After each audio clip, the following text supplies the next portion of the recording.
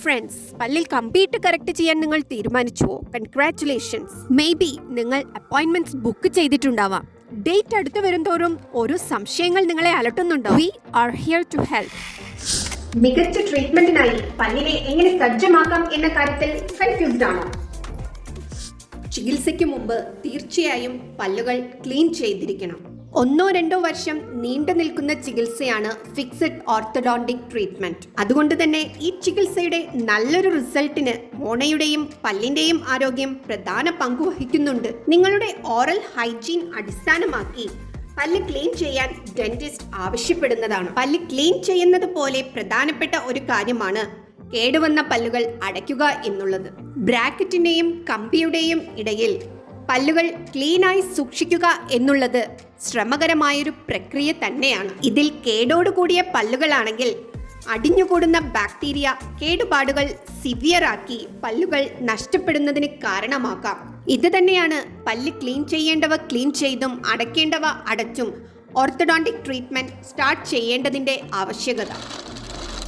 ട്രീറ്റ്മെന്റിനായി dental ക്ലിനിക്കിലേക്ക് വരുമ്പോൾ lip balm കരുതേണ്ടതുണ്ടോ? എന്തിനാണ്? ആഹാ, ഇത് പുതിയൊരു അറിവാണല്ലോ അല്ലേ? ഒരുപാട് കടന്നങ്ങ് ചിന്തിക്കണ്ട. ഇതിന്റെ ആവശ്യകത എന്താണെന്ന് ഞാൻ പറഞ്ഞു തരാം. ബ്രാക്കറ്റ് ഒട്ടിക്കാനായി ഡെന്റിസ്റ്റിന് ഒന്നിലേറെ തവണ വായ ഡ്രൈ ചെയ്യേണ്ടി വരാറുണ്ട്. ഈ അവസരത്തിൽ ലിപ്സ് ഡ്രൈ ആയി പൊട്ടാനുള്ള സാധ്യതകളുമുണ്ട്. പ്രൊസീജിയറിനായി ഉപയോഗിക്കുന്ന ചീക്ക് റിട്രാക്ടേഴ്സ് ഇതാണത്. ഇത് ഉപയോഗിക്കുന്നതും ഒരുപാട് ഡിസ്കംഫേർട്ട് ഉണ്ടാക്കാറുണ്ട്. ലിപ് ബാം ഉപയോഗിക്കുന്നതിലൂടെ ഇത്തരം ഡിസ്കംഫേർട്ട്സ് തരണം ചെയ്യാൻ നിങ്ങളെ എപ്പോഴും സഹായിക്കും. ബ്രാക്കറ്റ് ഫിക്സ് ചെയ്ത ആദ്യ ദിവസങ്ങളിൽ കവിളിലും നാവിലും ചുണ്ടിലും ഉണ്ടാകുന്ന മുറിവുകൾക്ക് എന്തെങ്കിലും പ്രതിവിധിയുണ്ടോ? ബ്രേസസ് ഇട്ടതിനു ശേഷം അത് നിങ്ങളുടെ വായുമായി യോജിക്കാൻ സമയമെടുത്തേക്കാം. ബ്രാക്കറ്റ്സും വയറും ചുണ്ടിലെയും കവിളിലെയും ഉപരിതലത്തിലുള്ള തൊലിയിൽ ഉരഞ്ഞ് മുറിവുകളും പുണ്ണും രൂപപ്പെടാം. ഈ അവസരത്തിൽ ഇത്തരം വാക്സ് ഉപകരിക്കും. ഇതാണ് ഇപ്പോൾ നിങ്ങളുടെ സൂപ്പർ ഹീറോ വാക്സ് ബ്ലോക്ക്. ഉരസി മുറിവുണ്ടാവുന്ന ബ്രാക്കറ്റിന്റെയോ വയറിന്റെയോ മുകളിൽ വാക്സ് ഒട്ടിച്ചു വെച്ചാൽ അതുമൂലം ഉണ്ടാകുന്ന ബുദ്ധിമുട്ടിന് ഒരു പരിധിവരെ ശമനമുണ്ടാകുന്നു. അതിന് ആവശ്യമുള്ള വാക്സ് ആദ്യം മുറിച്ചെടുക്കും. നിങ്ങളുടെ വിരൽ ഉപയോഗിച്ച് അതിനെ ഒന്ന് ഉരുട്ടിയെടുത്തോളൂ. ഇനി ഇതിനെ എടുത്ത് ആ വില്ലത്തരം കാണിക്കുന്ന ആർച്ച് വയറിന്റെയോ ബ്രാക്കറ്റിന്റെയോ മുകളിൽ അമർത്തി അങ്ങോട്ടിക്കുക. സിമ്പിൾ. ഇനി നിങ്ങൾക്ക് സ്വസ്ഥമായി സംസാരിക്കാം, ഭക്ഷണം കഴിക്കാം. ഹാപ്പി. ആഹാരശീലങ്ങളിൽ മാറ്റങ്ങൾ വരുത്തേണ്ടി വരുന്നു. തീർച്ചയായും ബ്രേസസ് നിങ്ങളുടെ ആഹാരശീലങ്ങളിൽ പലതരത്തിലുള്ള ലിമിറ്റേഷൻസ് ഉണ്ടാക്കുന്നുണ്ട്. ഏതു തരത്തിലുള്ള ഭക്ഷണമാണ് അവോയ്ഡ് ചെയ്യേണ്ടതെന്ന കാര്യത്തെക്കുറിച്ച് ഒരവബോധം അത്യാവശ്യമാണ്. സോഫ്റ്റ് ഡയറ്റ് ഫോളോ ചെയ്യുന്നതും ചവയ്ക്കുന്നതിനു മുമ്പ് ഭക്ഷണ സാധനങ്ങൾ ചെറിയ പീസായി മുറിക്കുന്നതും ബ്രാക്കറ്റ് പൊട്ടിപ്പോവാതിരിക്കാൻ നമ്മെ സഹായിക്കും. ഒട്ടിപ്പിടിക്കുന്നതും ഹാർഡായിട്ടുള്ളതുമായ ക്യാൻഡീസ് ബ്രാക്കറ്റ് പൊട്ടിവരാൻ കാരണമായേക്കാം. നിങ്ങളുടെ ഫേവറേറ്റ് ച്യൂയിങ് ക്യാൻഡീസ് ട്രീറ്റ്മെന്റിന് മുൻപ് നന്നായി ആസ്വദിച്ചു വന്നോളൂ. മനസ്സിലായില്ലേ? ട്രീറ്റ്മെന്റ് സ്റ്റാർട്ട് ചെയ്താൽ മസ്റ്റായും അത് ഒഴിവാക്കേണ്ടതാണ്. ബ്രേസസ് വേദനാജനകമാണോ? ബ്രേസസ് ഒരിക്കലും പെയിൻഫുൾ അല്ല. എന്നാൽ ചെറിയ തോതിലുള്ള അസ്വസ്ഥതകളെല്ലാം സ്വാഭാവികമാണ്. വേദന സഹനശക്തി ഓരോരുത്തരിലും ഓരോ രീതിയിലാണല്ലോ പ്രകടമാകുന്നത്. കൂടുതൽ പേരിലും ബ്രേസസ് ഇട്ടതിനു ശേഷമുള്ള പെയിൻ അത്ര പ്രകടമായി കാണാറില്ല.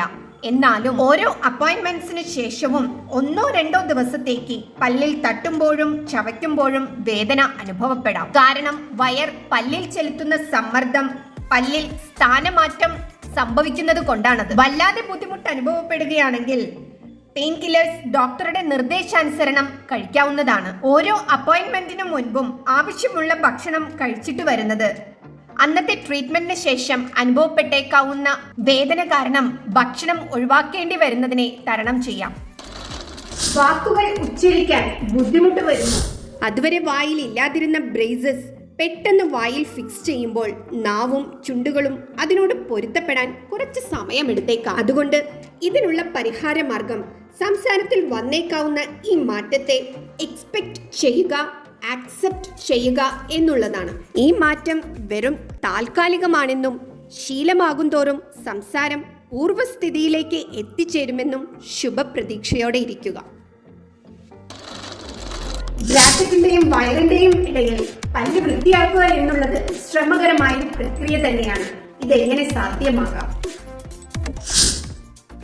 തീർച്ചയായും ബ്രേസസ് ബ്രഷിങ്ങിനും ഫ്ലോസിങ്ങിനും ഒരു വില്ലൻ തന്നെയാണ്. അതുകൊണ്ട് വൃത്തിയാക്കേണ്ട എന്നുള്ളതല്ല, പ്രോപ്പർ ക്ലീനിങ് ഇല്ലാതിരുന്നാൽ മോണയ്ക്കും എല്ലിനും പല്ലിനും ഭീഷണിയാണെന്നുള്ളത് മാത്രമല്ല, ട്രീറ്റ്മെന്റിന്റെ അന്ത്യത്തിൽ ബ്രാക്കറ്റ് റിമൂവ് ചെയ്ത ശേഷം ബ്രാക്കറ്റ് ഒട്ടിച്ചതൊഴികെയുള്ള മറ്റു ഭാഗങ്ങളിൽ കറയും അഴുക്കും ഒട്ടിപ്പിടിച്ചിരിക്കുന്നതായി കാണാം. തുടർച്ചയായി 1.5 വർഷത്തോളം കെട്ടിക്കിടക്കുന്ന അണുക്കൾ ഇനാമൽ ദ്രവിക്കാനും പല്ല് കേടുവരാനും കാരണമായേക്കാം. ബ്രേസസ് ഇട്ട പല്ലുകൾ ക്ലീൻ ചെയ്യാൻ ഇന്ന് ഒട്ടേറെ ഉപാധികൾ ലഭ്യമാണ്. Soft bristled brushes, orthodontic brushes തുടങ്ങിയവയാണ് പല്ല് വൃത്തിയാക്കാൻ ഉപയോഗിക്കുക. ഇവ ഉപയോഗിച്ച് ബ്രാക്കറ്റ് ഇളകി വരാതെ മൃദുവായി ബ്രഷ് ചെയ്യും. കണ്ണാടി നോക്കി പല്ലുകളുടെയും വയറിന്റെയും ഇടുക്കിൽ അടിഞ്ഞുകൂടിയിട്ടുള്ള ഭക്ഷണ സാധനങ്ങൾ ഇന്റർഡെന്റൽ ബ്രഷസോ ഫ്ലോസോ ഉപയോഗിച്ച് ക്ലീൻ ചെയ്യാം. ഫ്ലോസ് ഉപയോഗിക്കുമ്പോൾ നൂല് കമ്പിയുടെ ഉള്ളിലൂടെ കടത്തി വേണം വൃത്തിയാക്കാൻ. മാസത്തിലൊരിക്കൽ ഡോക്ടറെ നിർബന്ധമായും സന്ദർശിക്കേണ്ടതുണ്ടോ? ബ്രാക്കറ്റ് ഫിക്സ് ചെയ്തു കഴിഞ്ഞാൽ നിങ്ങളുടെ ട്രീറ്റ്മെന്റ് സ്റ്റാർട്ട് ചെയ്തു കഴിഞ്ഞു. തുടർന്ന് വരുന്ന ഓരോ അപ്പോയിന്റ്മെന്റ്സും ഡോക്ടർക്ക് നിങ്ങളുടെ പല്ലിന് വന്ന മാറ്റത്തെ വിലയിരുത്താനും അതിനനുസരിച്ച് അഡ്ജസ്റ്റ്മെന്റ്സ് വരുത്തുന്നതിനുമാണ്. അതുകൊണ്ട് തന്നെ ഒരു പർട്ടിക്കുലർ ഇന്റർവെല്ലിൽ ഡോക്ടർ നിർദ്ദേശിക്കുന്ന ടൈമിലുള്ള വിസിറ്റ് വളരെ പ്രധാനപ്പെട്ടതാണ്. ഇത് ട്രീറ്റ്മെന്റിന്റെ നല്ല റിസൾട്ടിനും മറ്റ് അപാകതകൾ ഇല്ലാതാക്കാനും സഹായിക്കും. അപ്പോൾ അടുത്ത വീഡിയോയുമായി ഇനിയും കാണാം. സബ്സ്ക്രൈബ് ചെയ്യാത്തവർ സബ്സ്ക്രൈബ് ചെയ്യാൻ മറക്കരുത്. Thank you so much.